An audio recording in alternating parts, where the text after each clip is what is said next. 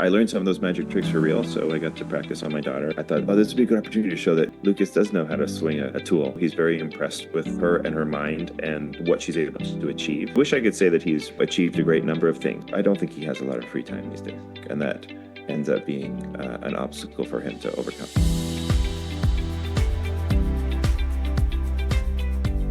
Okay, so episode 2, I dubbed it the Lucas Bouchard episode because you had so many different scenes in it.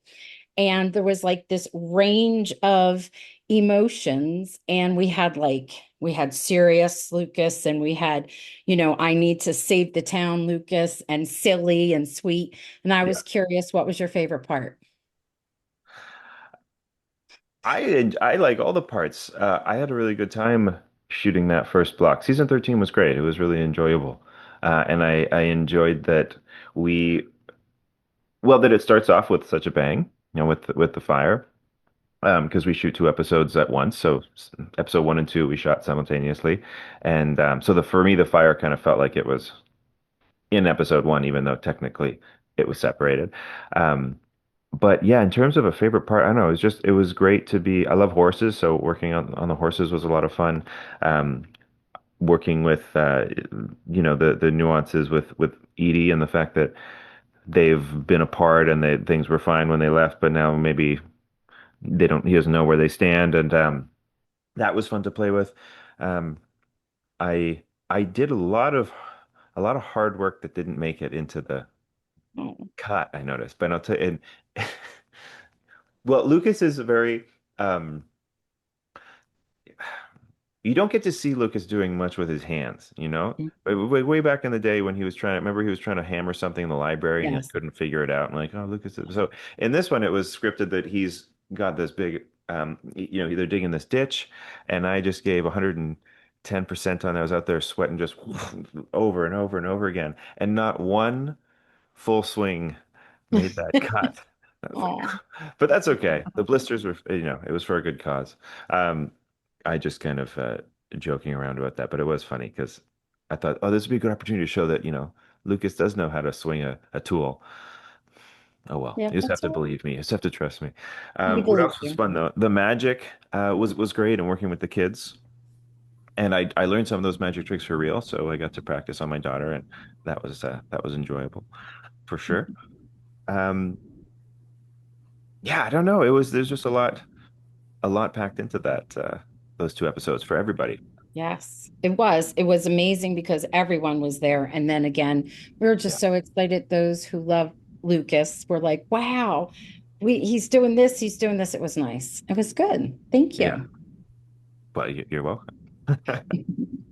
Hi, Chris. This is Nicole. Uh, so, my first question for you is, as a whole, if season 13 were told as a chapter title in Lucas Bouchard's life, what would you name it?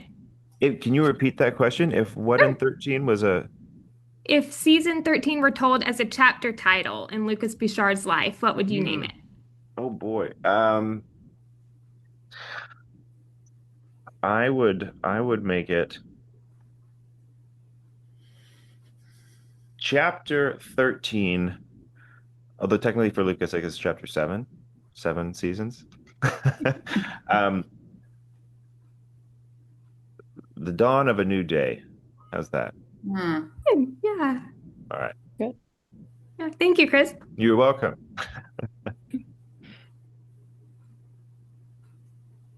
I forgot to unmute. Hey, Chris, it's Sarah Hi. from Centers and Button. How are you? I'm good. How are you? Good. Nice to see you again. You too. Okay, so we are loving the dynamic between Lucas and Edie, especially Yeah. this season so far.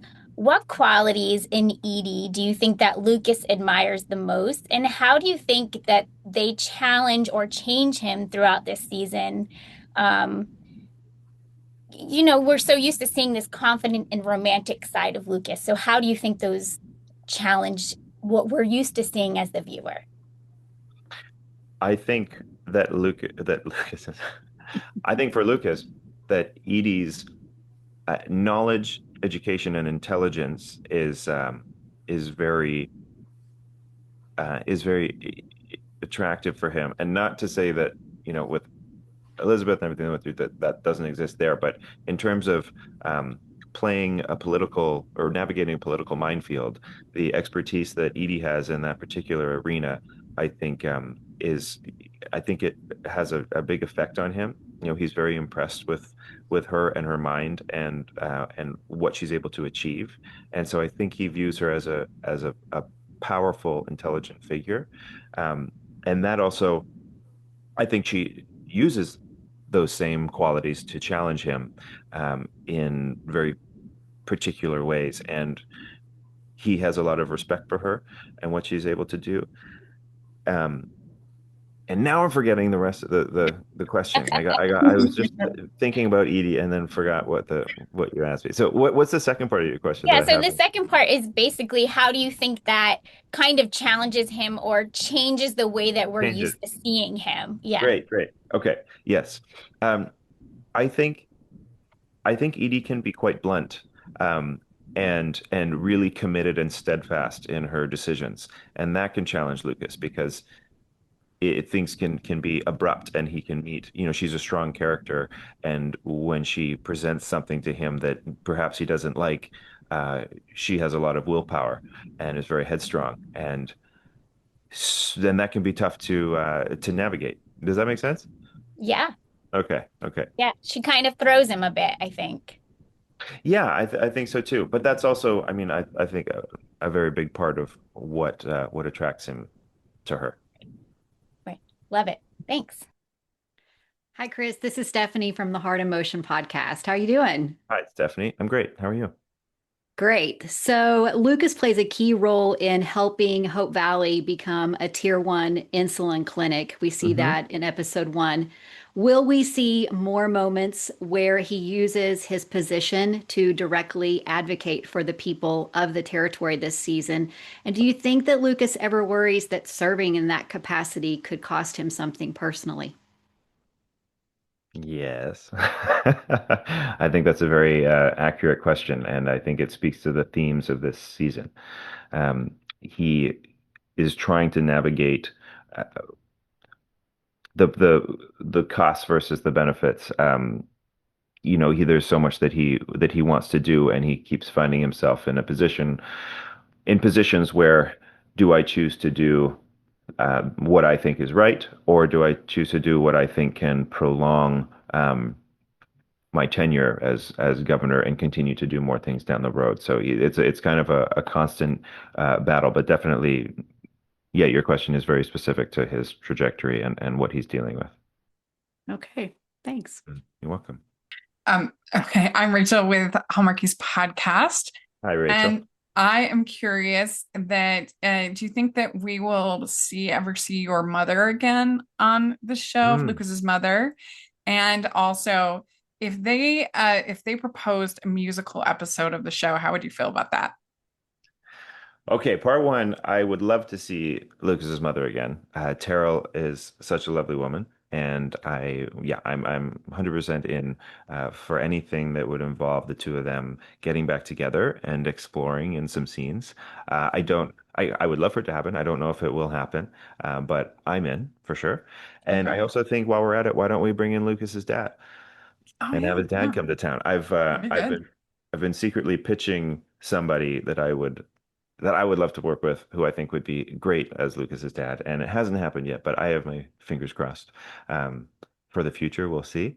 And the wait, what was part two? How would you feel if there was would you support a musical episode? Oh, would I support it? Okay, yes, I would support it. And then I also would tell them that I'm very busy that week and not be there Yeah, I was because thinking they could have Drew guest star. You're, oh, well, you're, you yeah. see, the problem is for me that he just absorbed all of the family's any sort of musical talent. He just got all of it. So I don't have any. I'm really great at listening to music, and I love doing that. But yeah, there's a number of people who are really strong and gifted in that way on this show. Unfortunately, I'm not one of them. But I mean, I could be the narrator, or I've Yeah, said there you I'll go. be the conductor. You know, if anything's happening, if there can be just one person who's maybe I can learn how to, well, Yeah, fake very conduct. good. I know learning to really conduct takes a long time, but Very good. yeah. Yeah. Hi, Chris. I'm Catherine with Romcom Love Podcast. Nice to see you again. Saw you in Hello, Kansas Catherine. City. Yes, Hey. good to see you too. So obviously, as we talked about, Lucas came in with the bang for the first with Blair's comedy. There was, I'm going to call it Hallmark After Dark with Kick in the Gate with the horses, looking great there.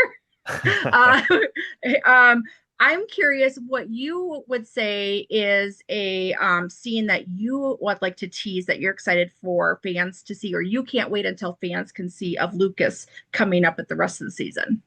Hmm.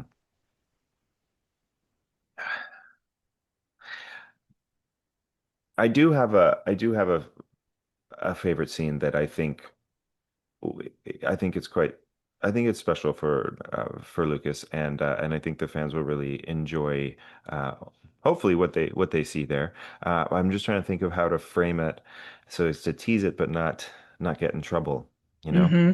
from my bosses.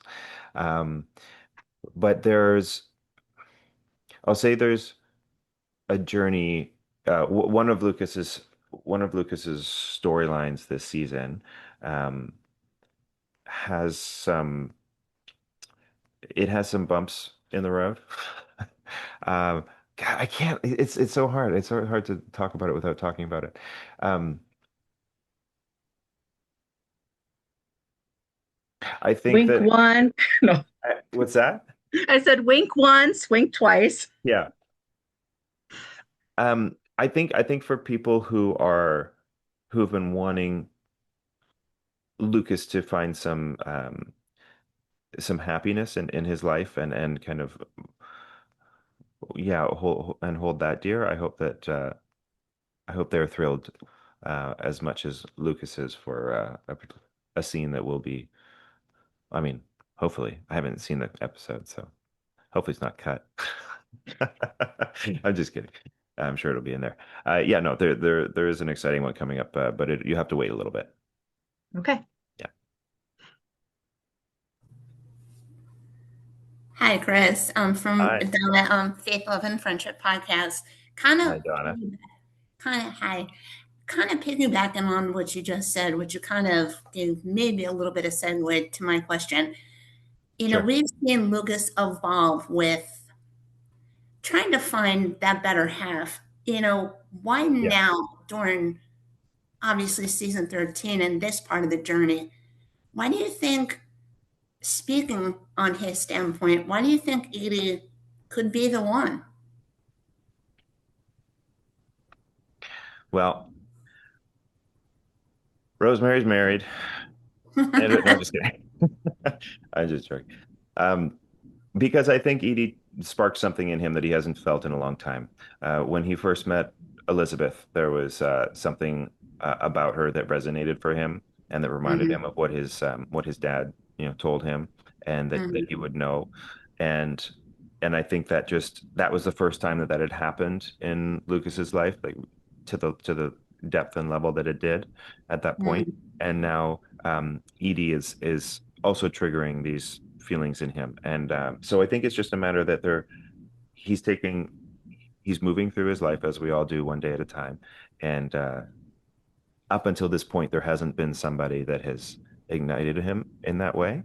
mhm. And I think he's following his heart in that direction as much as he clumsily knows how. Thanks. It makes sense. Good. Okay, back to me. Yep, back to you. Hello. Okay. So, Chris, I'm going to ask something that's more like on a personal level, but not too personal. I'm Okay. just curious, or we're curious, what's keeping you busy between filming of When Calls the Heart, besides the obvious and expanding family? Yeah, well, just that really. I think getting ready to welcome, a new person to the home. Um, mentally getting ready for that, and then also physically with the house, getting things set up. But I think right now, one daughter takes up a lot of my time, like a lot of time. So I don't know how. Well, I guess you just figure it out, right? The more you add, the more you have to figure it out. But I'm quite busy with just the one, so we'll see what happens with two. But more just enjoying my time. I like being a dad, and I'm fortunate that in this line of work, normally when you do work, you're kind of gone for a decent amount of time. One Calls the Heart is really lovely, and that because it's such an ensemble piece, the workload in the scheme of this business is on the lighter side. So I don't disappear for 4.5 months. There are some weeks that are heavier than other weeks, but for the most part, I'm here. I come home every night, um, and I still get to be present in her life.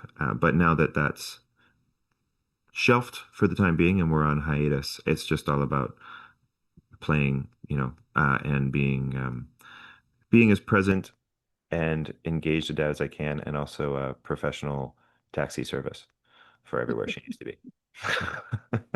That's a good answer. That's a nice Okay. answer.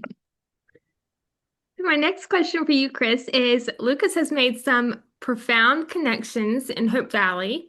Which Mhm. relationship do you think challenges him the most and why? Which connection challenges him the most? Which relationship do you Which think? relationship challenges him the most?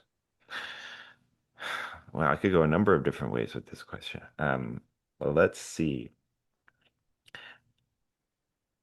I think that in terms of the other men in Hope Valley, um, Lucas and Lee have had some great challenges together. Now, I think that they're best friends, but I think, as we've all witnessed through the Goldie National Park and recent storylines, they can go head to head, and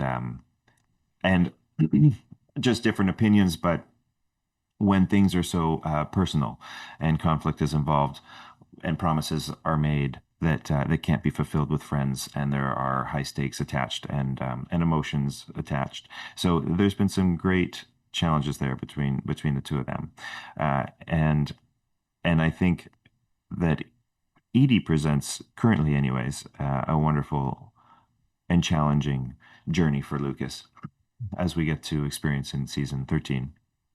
Um, the ebbs and flows of that, and yeah, when you just want to like shake the TV and say, just communicate.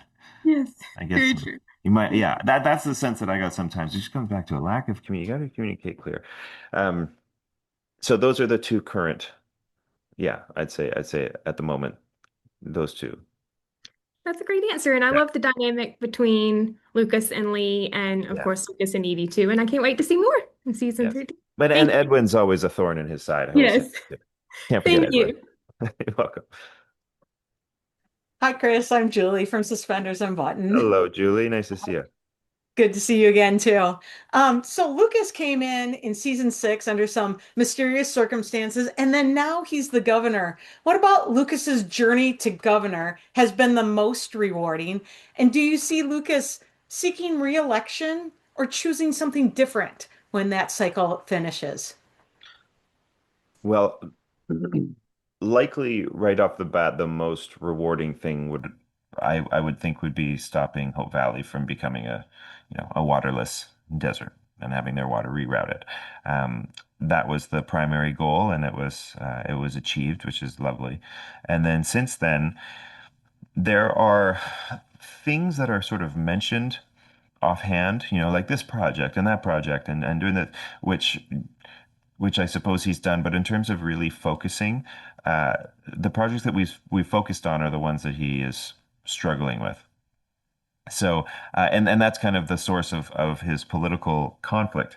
Um, so I wish I could say that he's, achieved a great number of things, but it seems like he keeps hitting his head against the wall every time he tries to do something, and that is what will lead him to that same decision, right? Is this something that I want to continue doing, or is it getting the best of me? And I don't, I'm so frustrated with the system and how it works that I think I'm going to step down and try something else.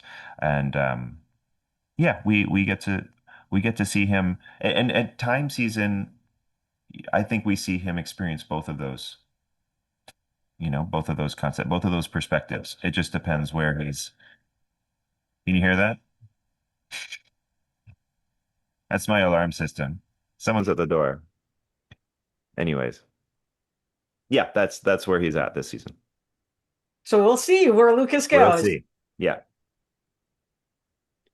Fans are really curious about Lucas's future as a farmer. I'm just kidding. Well, I was going to say Lucas and Henry. Why not? Henry's out there farming hazelnuts, growing hazelnuts. Maybe Lucas gets into apples. Seriously, though, you've played Lucas for 8 seasons now, which is just amazing to me. I'm curious, what scenes do challenge you the most? Is it more of the softer scenes? Is it more of the more emotional scenes where Lucas gets a little bit more bold? Can you talk a little bit about that? Yeah, any scene where I'm in front of a crowd, I just fall apart. I guess you guys don't get to see that because they only use the good bits and cut it together. But yeah, just ask Cavan next time you talk to him. He likes to poke fun of me for that. I get nervous with eyes on me, and then I start to get hot, and then I start to sweat, and then I start to forget what I'm doing, and then I get frustrated, and it's a downwards spiral. Oh, we heard a little bit about that at the Hallmark Christmas experience. Did I talk about that? Okay, Yeah. blanked it out. Um, but I mean that's sort of a joking answer in that I do find those scenes challenging just because me, Chris, I get nervous and shy, but I got to get through that for work. In a, I guess a more serious answer or legitimate answer, hmm, I don't know. The scenes that are emotional and require more work that way, I don't necessarily feel like they're harder because those moments are usually and hopefully earned from those characters, and so it's not it's not a challenge, but it's to step into them because they're you can empathize with them and understand and meet those characters in those places, and so it should be actually flow kind of freely. Um, Yeah, so I don't know. I don't know if I'm giving you a proper answer on this because, but that's where I stand on those. And then sometimes, to be honest, I guess when you have a light load in a scene, that can be hard because you might look at it and go, "Oh, I got that. That's no problem. I just pop in here."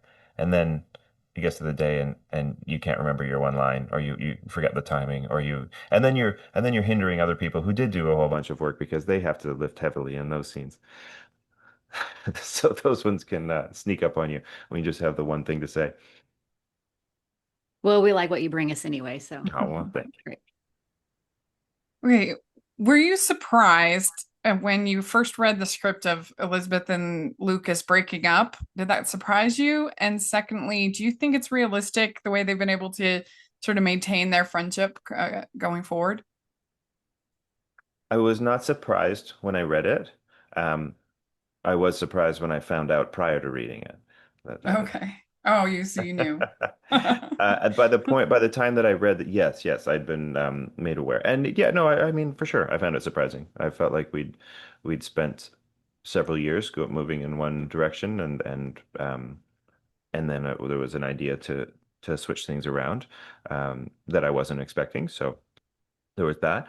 But then the idea of, well, yeah, them being maintaining a friendship. I think again going back to well, I say going back. I don't remember if I mentioned this in this junk or if it was earlier today, but that Lucas always wanted Elizabeth to be happy, and so if and that was his main priority, uh, aside from his own wants and desires to start a family and to be with her, but he he just really loved her and cherished her and wanted to see her fulfilled and in love and happy. And if it happens to be with somebody else, then that's a price for him. But at the end of the day, that's what he wants for her.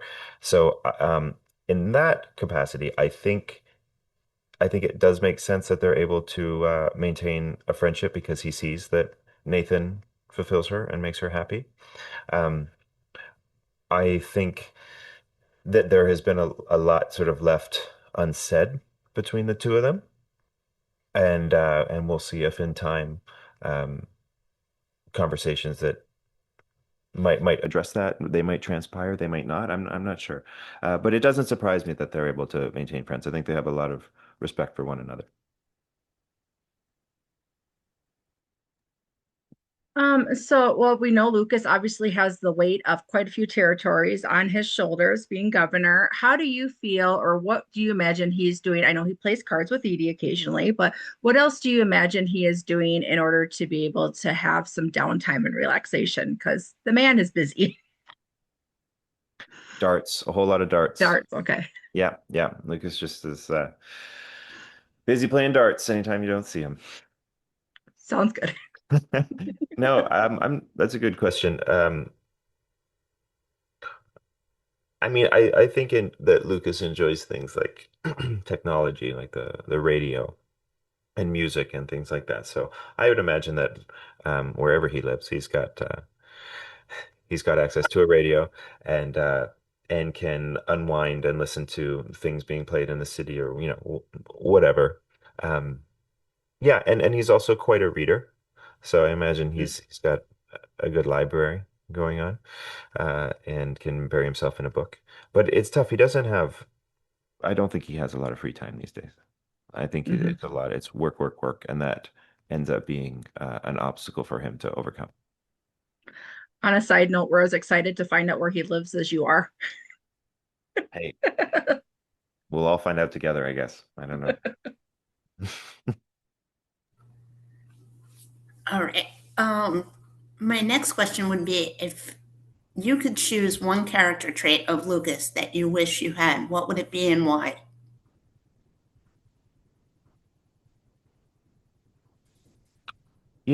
I've been looking for confidence for a long time. I still haven't found it. So maybe if Lucas could give me some of that, that would be great. Lucas is quite confident. I think he doesn't. Um, there are times where he seeks advice and he has doubts, but for the most part, he's a very charismatic, confident man, and I admire that in him. I don't think he has. I don't think he's troubled with anxiety much. So Mm, that would be nice to, yeah, kind of mine some of that from Lucas. you're all good. Side note. I think you're good on that part. I'm a good actor. No, I'm just kidding. Am I actually? Appreciate it. Thank you, Don.